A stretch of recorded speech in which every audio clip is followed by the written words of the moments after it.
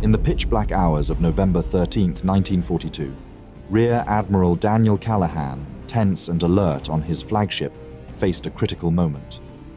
The light cruiser Helena's radar had just illuminated blips of a Japanese naval force advancing from an unexpected direction, west of Savo Island, rather than the anticipated north. His column of ships, arranged in a single line, was suddenly in jeopardy. With dawn hours away and damage from earlier attacks complicating matters, Callahan ordered a critical turn to intercept. As both fleets edged closer, the first naval clash of Guadalcanal was about to explode into chaos. It is early November 1942.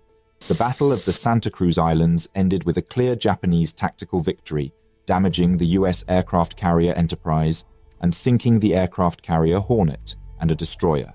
The Japanese had 2 operational carriers left, but with severe losses in aviators, their strategic advantage was less certain.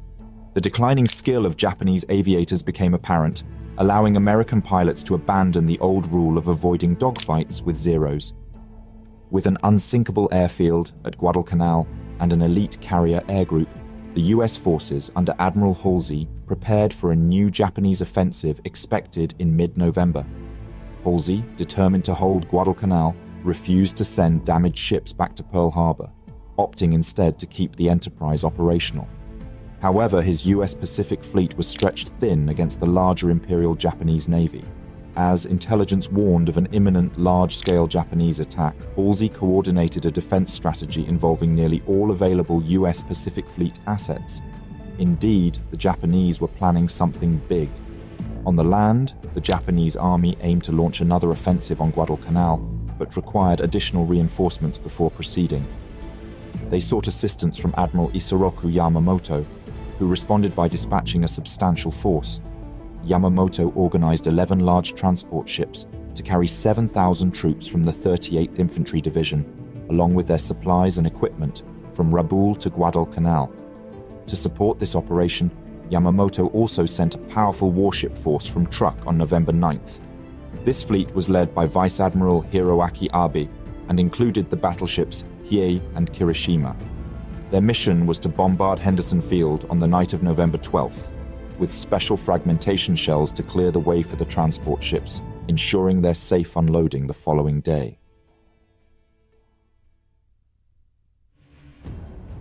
The Allies, aware of the impending Japanese assault, prepared to counteract.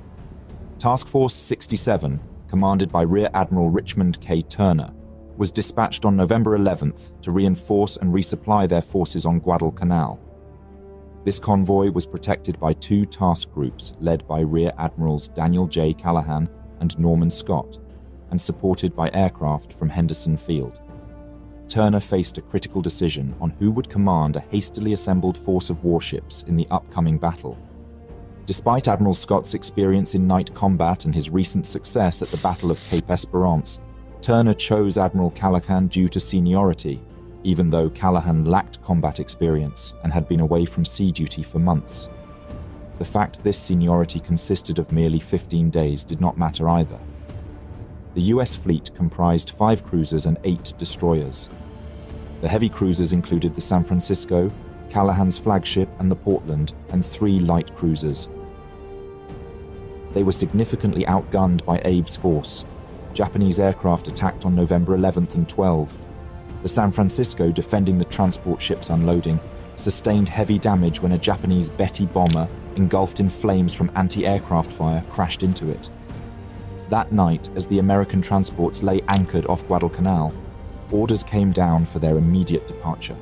Due to the urgency, only about a third of their vital cargo, which included essential ammunition, critical artillery, and 6,000 troops, had been unloaded. Callahan and Scott were now on their own, tasked with stopping Japan's fleet. The following evening, Abe's fleet, including the battleships Hiei and Kirishima, along with a light cruiser and numerous destroyers, approached Guadalcanal. Their progress was hampered by a heavy rain squall and confusing orders, which fragmented their formation. Meanwhile, Callahan's force enjoyed superior SG radar. However, Callahan did not issue a formal battle plan to his commanders.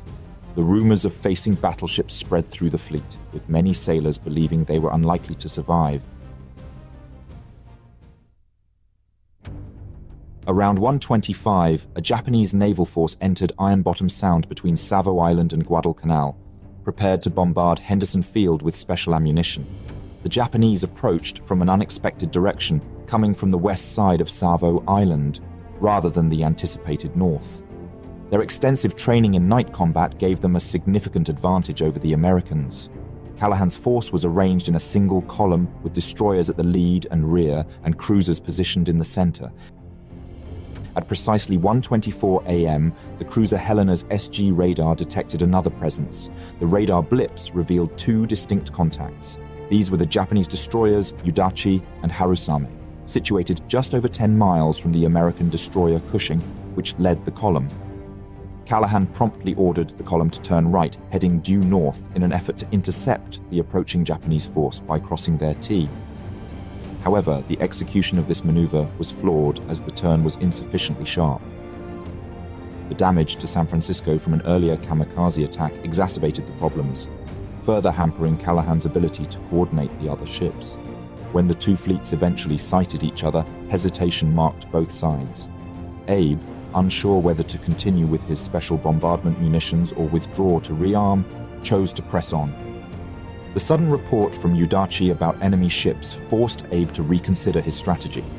The battleship crews swiftly changed ammunition from bombardment shells to armor-piercing rounds. By 1:45 a.m., Abe instructed his captains to shift their focus to enemy ships.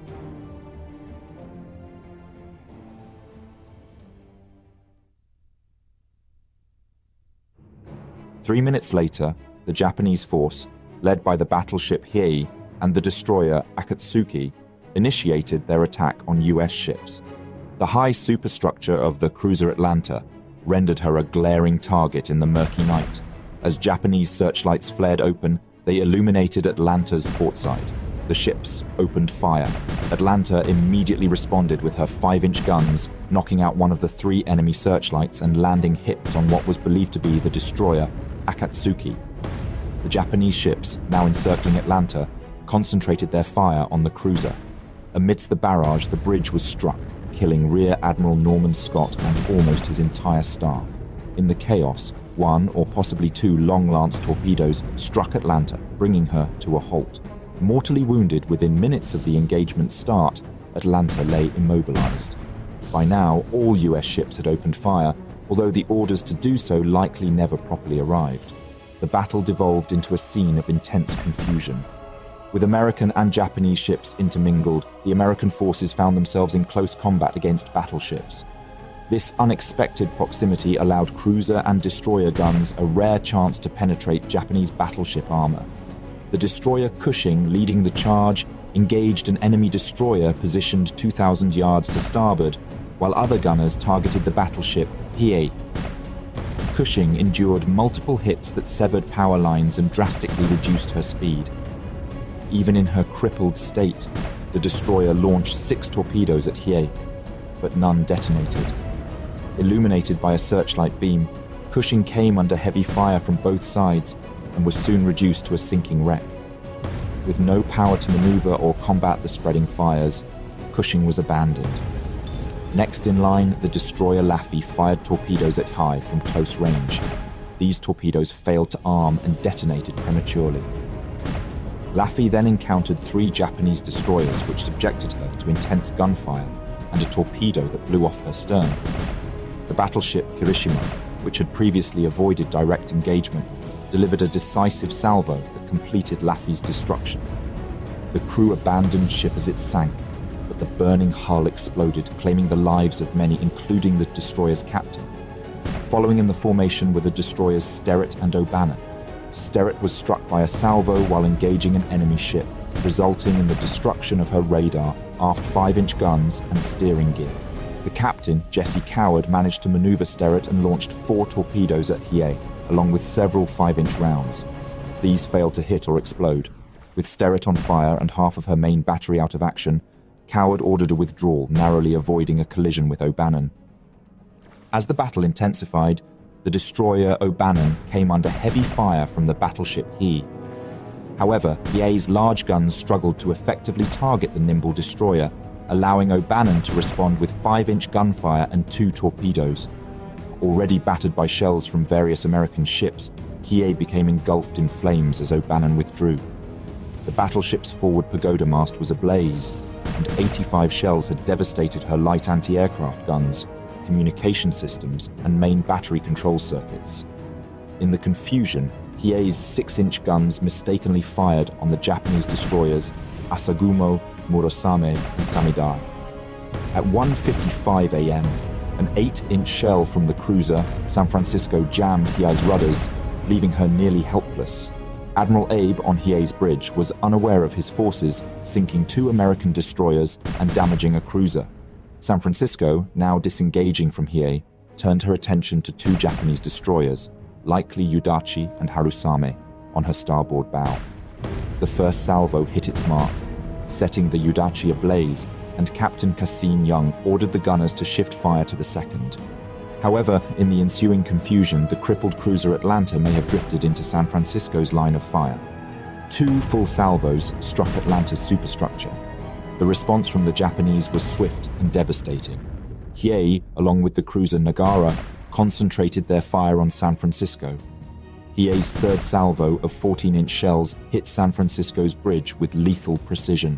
Hiei's 6-inch guns continued to pound San Francisco, inflicting further damage. One shell mortally wounded Captain Young, while another struck a steel girder directly above Admiral Callahan, killing him instantly along with all but one of his staff. In mere moments, the leadership of the American fleet had been decimated. As the chaotic battle raged on, the cruiser San Francisco found herself in a dire situation. The bridge was now a scene of carnage, with Commander Bruce McCandless and a single quartermaster the only survivors. Though San Francisco had been struck 45 times, was taking on water, and had several guns out of commission, her remaining batteries continued to fire at the battleships Hiei and Kirishima. McCandless, fully aware of the ship's battered condition, decided to pull back, steering San Francisco eastward along the northern coast of Guadalcanal. The damage was severe. 25 fires were burning across the ship and she was listing. But against the odds, she remained afloat and was still capable of moving. Nearby, the cruiser Portland was in equally grave danger. A Japanese torpedo had struck near her stern, wrecking her starboard screws and warping the hull so badly that she could only turn in circles. As the ship spun helplessly, her guns came to bear on the stricken Hiei. Portland's gunners managed to fire 4 salvos from her forward turrets, claiming between 10 and 14 hits on the already embattled battleship. However, with the confusion of ships mingling in the darkness, Captain Lawrence Dubose refrained from engaging further targets, wary of hitting friendly vessels. The cruiser Juno, at the rear of the column, was severely damaged early in the battle by a torpedo, disabling her steering and possibly fracturing her keel. After firing only a few rounds, Juno withdrew, narrowly avoiding a collision with the cruiser Helena, which was more successful, inflicting serious damage on enemy ships despite being hit 5 times. The destroyer Aaron Ward, struggling to identify targets, damaged 2 Japanese vessels but was heavily damaged herself, losing power and drifting. The destroyer Barton, near the rear, launched torpedoes but missed. Shortly after, she was hit by 2 Japanese torpedoes, broke in 2, and sank quickly with over half her crew perishing.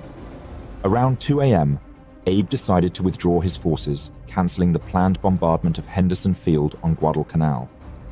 While Kirishima, lightly damaged, retreated smoothly, the heavily damaged Hiei struggled to follow due to compromised steering. The American destroyer Monson attempted to torpedo the retreating Hiei, but missed. With heavy losses and some ships burning, the Americans continued to fight. The cruiser Portland, though only able to steer in circles, used her main battery to engage the Japanese destroyer Udachi. After several salvos, she scored a direct hit on Udachi's magazine, causing the destroyer to explode and sink. Helena's Captain Hoover, realizing the enemy had withdrawn, ceased firing at 2:16 a.m. with no contact from Admirals Callahan or Scott, and assuming command, Hoover ordered a retreat. The brief 41-minute battle left 9 ships burning in Iron Bottom Sound. 2 American destroyers, Barton and Laffey, and the Japanese destroyers Akatsuki and Udachi were sunk. Hiei was limping, hidden behind Savo Island. Atlanta was burning. Aaron Ward was struggling to move. Portland was trapped in a circle, and the destroyers Cushing and Monson were ablaze. The destroyer Barton, commissioned just 6 months prior, was tragically lost after only 7 minutes of combat. At dawn, Japanese carrier Junyo, under Vice Admiral Kakuji Kakuta, launched patrols to protect the damaged battleship Hiei, which was also targeted by US aircraft from Henderson Field and the carrier Enterprise. After enduring repeated air assaults, including strikes by Boeing B-17 Flying Fortresses, Hiei began listing severely, leading Admiral Abe to order her scuttling. The battleship sank that night. The cruiser Atlanta was also heavily damaged, suffering 49 shell hits and a torpedo strike, which caused fires and a toppled foremast. After being towed to Kukum by the tug Bobolink, the ship was listing heavily and flooding uncontrollably. Admiral Halsey ordered the crew to evacuate, and Atlanta sank at 8:15 p.m., 3 miles west of Lunga Point. Only 6 American ships, including the cruisers San Francisco and Juno, were seaworthy enough to withdraw from Iron Bottom Sound. While en route to Espiritu Santo, the Japanese submarine I-26 fired torpedoes, hitting Juno and causing a catastrophic explosion that killed 683 men, including the 5 Sullivan brothers.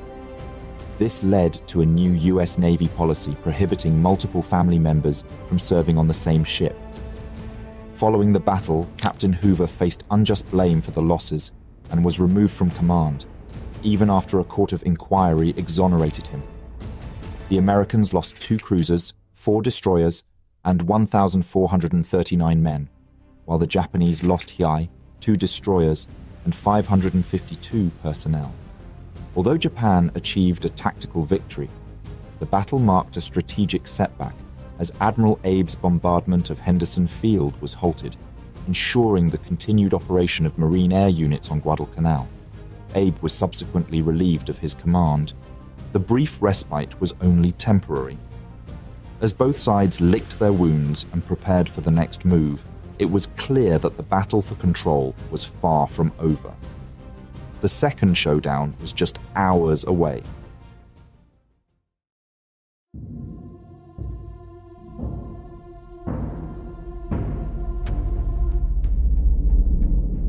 It's a bright November morning in the Solomon Sea. Aboard the Japanese heavy cruiser, Chokai, Vice Admiral Gunichi Mikawa surveys his regrouping fleet with confidence. The destroyers glide ahead in formation, flanked by cruisers on either side. On the port side, Captain Masao Sawa, aboard the Kinugasa, watches the horizon, unaware of the lurking threat.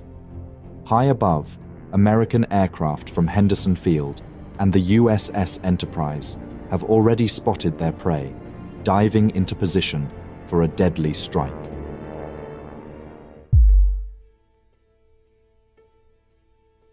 It is 2 a.m., November 14th, 1942. The chaotic First Naval Battle of Guadalcanal had just ended. The Japanese battleship Kirishima and light cruiser Nagara withdrew early, taking most of the surviving destroyers with them. The battleship He, severely damaged and on fire, struggled to stay afloat as it circled Savo Island, accompanied by several escorting destroyers. The He continued to limp north, but was relentlessly attacked by US planes from Henderson Field and the carrier Enterprise. By the afternoon of November 13th, the battleship was abandoned and sank, marking the first loss of a Japanese battleship in the war. Admiral Abe's initial mission to bombard Henderson Field had been stopped.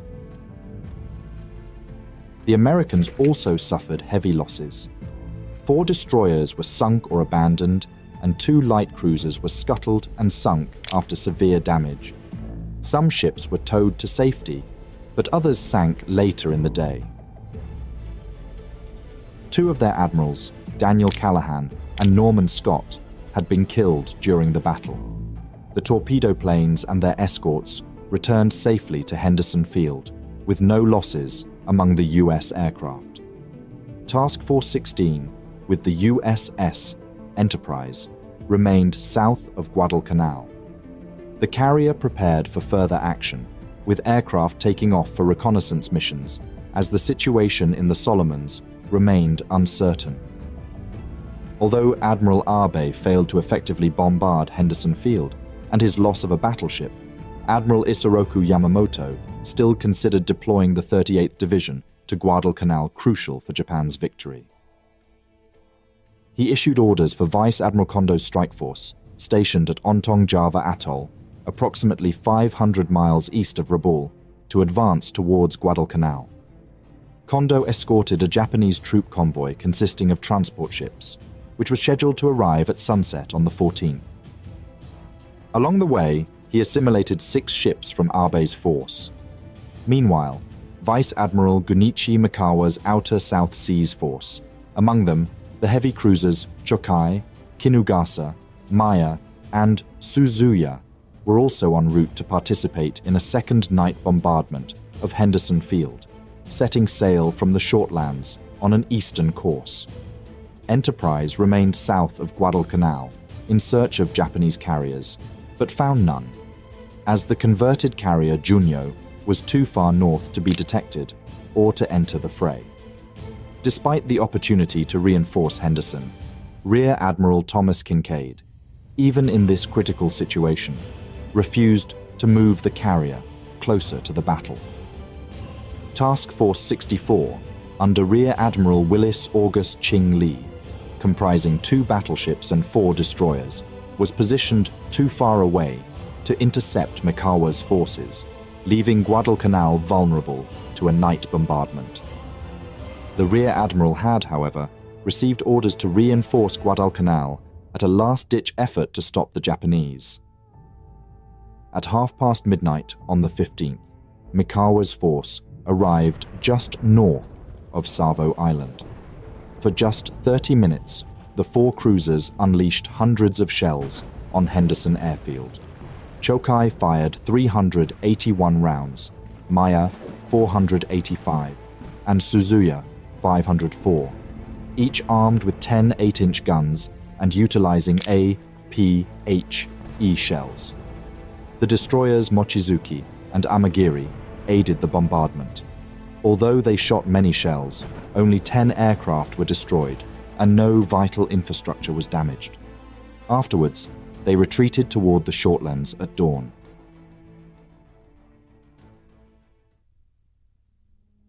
On the morning of November 14th, the 2 Japanese forces regrouped at 0800. The destroyers sailed in a horizontal line ahead, while the cruisers sailed in 2 columns. On the port side, Kinugasa, Chokai, and Isuzu sailed, and on starboard, Suzuya, Maya, and Teniru. Unbeknownst to them, aircraft from Air Group CVG-10 aboard Enterprise, part of Task Force 16, had departed earlier that morning. But as the sun had illuminated the sea, aircraft from Guadalcanal also embarked on a hunt for the ships that bombarded their airfield that night. In total, 7 Grumman F-4F fighters, 7 SBD Dauntless dive bombers, and 6 TBF Avengers prowled the skies, looking for the retreating Japanese vessels. It is unsure at what time, but before 8 a.m., the aircraft noticed the ships.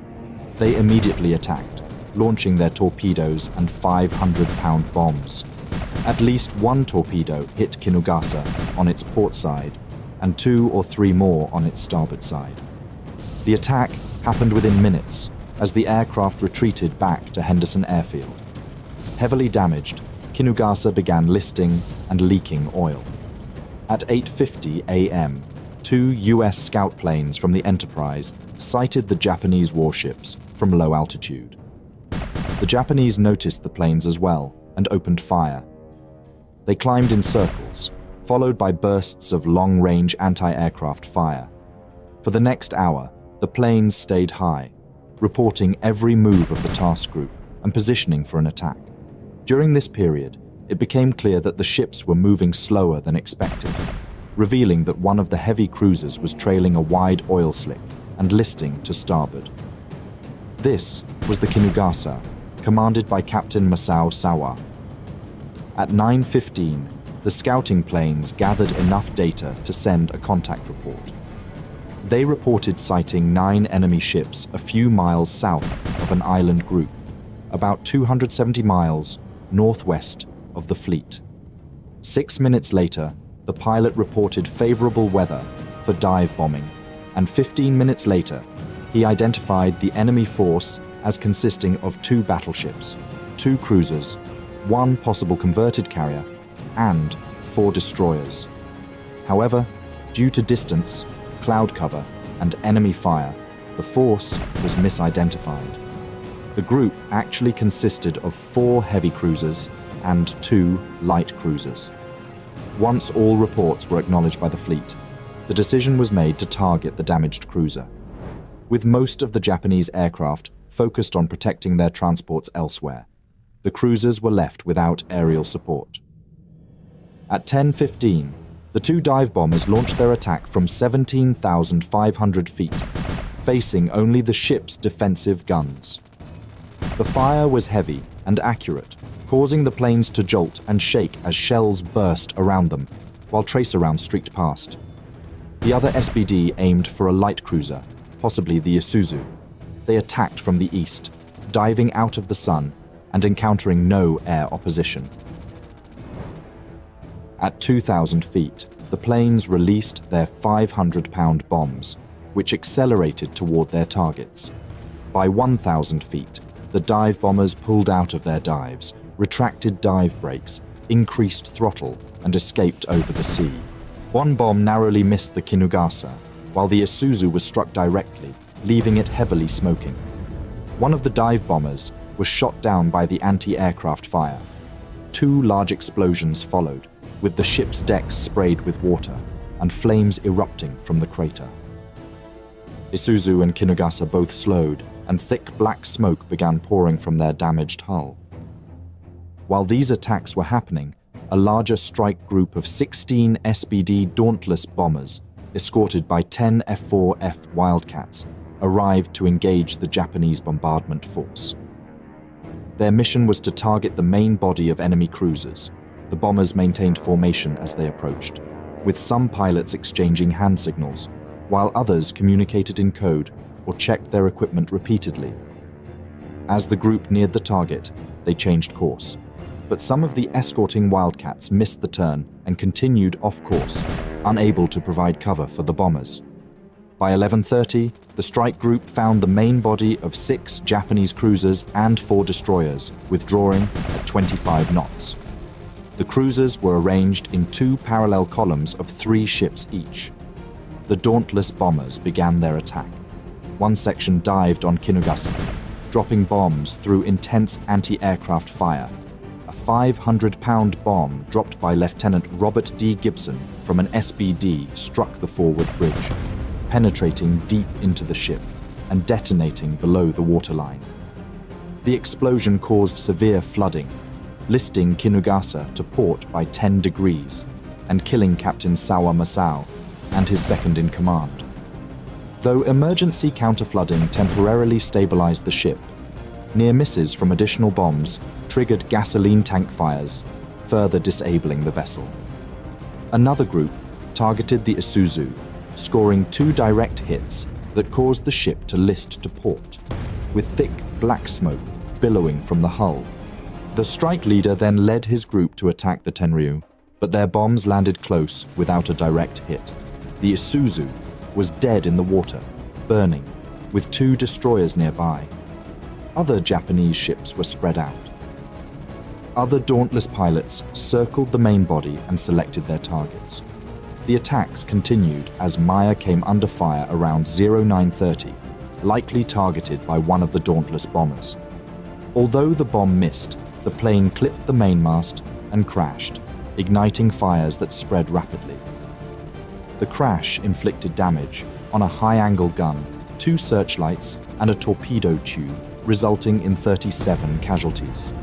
Explosions from stored ammunition wrecked several of these portside gun mounts. Meanwhile, Chokai sustained a near miss from a 1,000-pound bomb, which caused minor flooding but no casualties.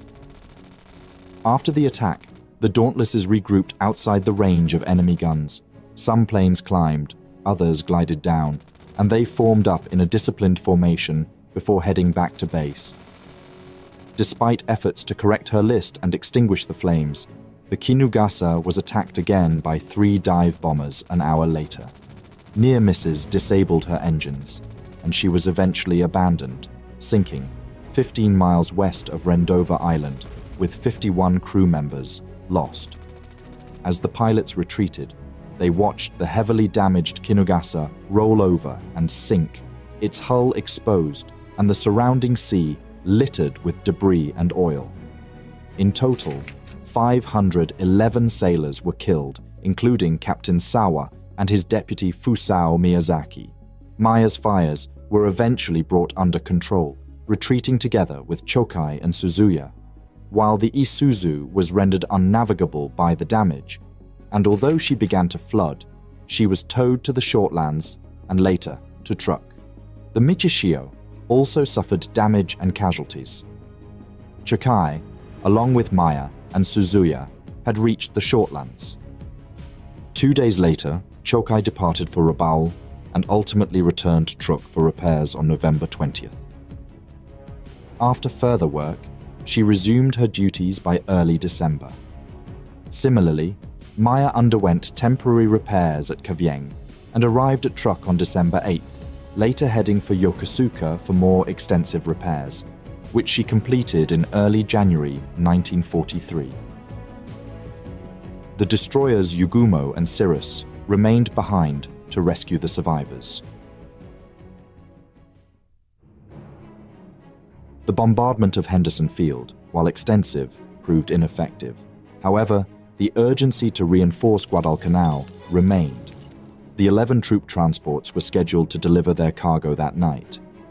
Yamamoto resolved to make one final assault on Henderson Field, utilizing Admiral Kondo's Strike Force main body, now reinforced by Abe's surviving ships.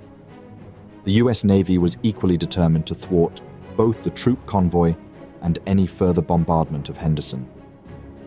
With accurate air reconnaissance providing clear intelligence on the size, location, and objectives of the Japanese forces, Admiral William Halsey split his forces.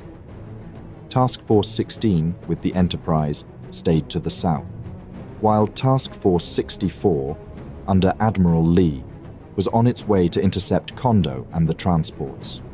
By 2100, Lee's force, equipped with 2 new battleships and 4 destroyers, was positioned 9 miles west of Guadalcanal, awaiting the Japanese approach. What followed would be the Second Naval Battle of Guadalcanal.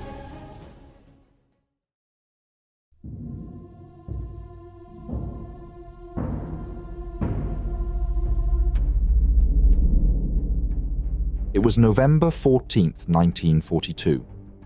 It was a quiet and serene night. Admiral Kondo stood on his ship's bridge, his eyes fixed on the dark waters near Guadalcanal. Then, a crackle over the radio shattered the silence.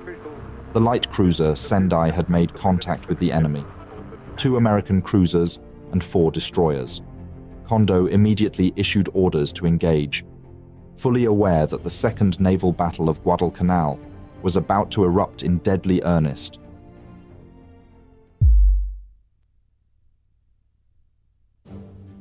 On the afternoon of November 13th, 1942, Japanese transports and warships resumed their mission to Guadalcanal, aiming to complete the previous day's failed attempt of resupplying their troops encumbered on the island. Rear Admiral Tanaka and his 11 transports continued their journey, while the 8th Fleet, commanded by Rear Admiral Mikawa, was tasked with bombarding Henderson Field to prevent US air support from hampering the transports. The 8th Fleet comprised the heavy cruisers Chokai and Maya, the Mogami-class Suzuya, and the older Kinugasa, along with light cruisers Isuzu and Tenryu and 6 destroyers, including Asashio and Arashio. Meanwhile, the battleship Kirishima after abandoning its rescue of Hiei the day before, joined Vice Admiral Nobuteki Kondo's Second Fleet at Truk for another bombardment unit. As Mikawa's force approached Guadalcanal, they launched a 35-minute bombardment of Henderson Field in the early hours of November 14th. Although the attack caused some damage, it did not incapacitate the airfield. After the bombardment, the Japanese force withdrew without major interference. Meanwhile, Admiral William Halsey tried to reinforce the battered fleet near Guadalcanal. The night before, they lost 2 light cruisers and 4 destroyers, and 2 heavy cruisers and 2 other destroyers were heavily damaged. He detached 2 battleships, the Washington and South Dakota, together with 4 destroyers. Task Force 64, commanded by Rear Admiral Willis A. Lee, sailed towards Iron Bottom Sound to prevent the Japanese from inflicting more damage and reinforcing their land troops. At daybreak, U.S. aircraft from Henderson Field, Espiritu Santo, and the carrier Enterprise began their counterattacks. They targeted both Mikawa's departing ships and the transport fleet heading towards Guadalcanal. The attacks sank the heavy cruiser Kinugasa, killing 511 crew members, and damaged the heavy cruiser Maya, forcing her return to Japan. Other ships, including Chokai and Michishio, also sustained damage. Repeated air assaults also sank 6 of the Japanese transports and forced another to turn back. 4 transports and destroyers continued towards Guadalcanal, but halted to await the outcome of nearby naval engagements. As Kondo's force approached Guadalcanal, they encountered further air attacks but evaded major damage.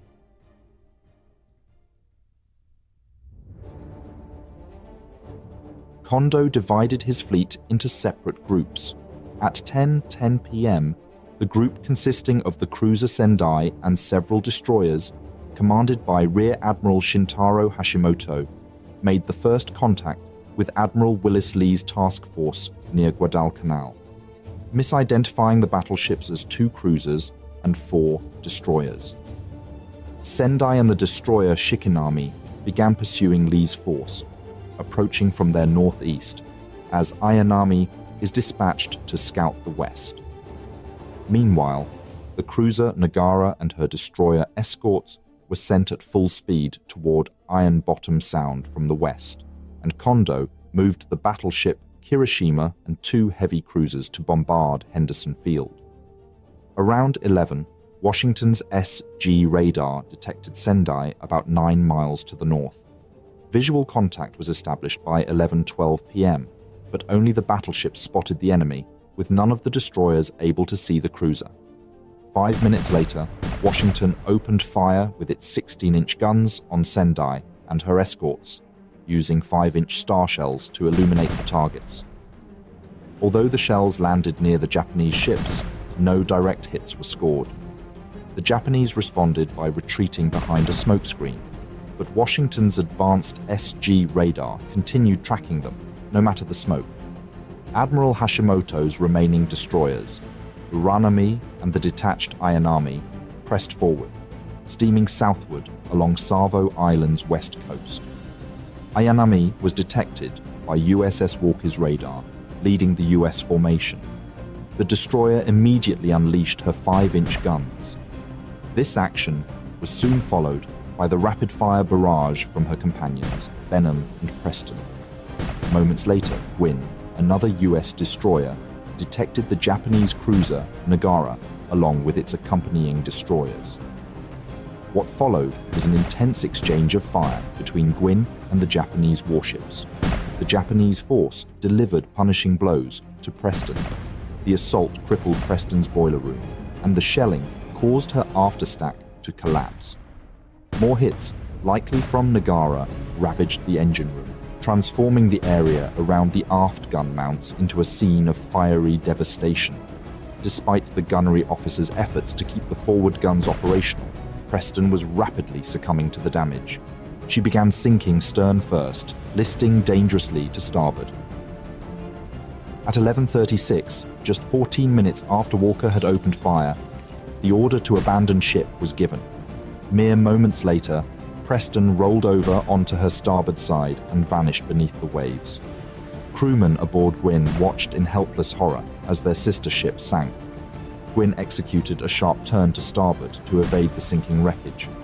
The Japanese warships, partially obscured by the dark, imposing silhouette of Savo Island, exploited their concealment. Their use of flashless powder added to their stealth, making them even harder to locate. The Japanese destroyer Ayanami launched her Long Lance torpedoes, with the other ships following suit 5 minutes later before veering to port. 2 minutes after Preston began sinking, one of these torpedoes, likely from Ayanami, struck the Walker. The impact was catastrophic. The warhead detonated with such force that it triggered the forward magazines, blowing everything forward of the bridge clear off the hull. In an instant, power and communications were severed across the ship, leaving the Walker helpless as it began to sink. As the destroyer plunged beneath the waves, her depth charges detonated, killing several crew members who had managed to escape into the water. Another torpedo found its mark on the Benham, striking her at the forward extremity of the hull. The explosion tore a hole in her bow, yet it did not immediately sink her. Despite the severe damage, Benham managed to execute evasive maneuvers to avoid further enemy fire, limping along at a reduced speed of 10 knots. Meanwhile, Gwyn's sharp turn to avoid the sinking Preston likely spared her from a torpedo strike, though she was not entirely unscathed. 3 shells struck her, one of which damaged her torpedo safety links, causing the torpedoes to slide harmlessly into the sea.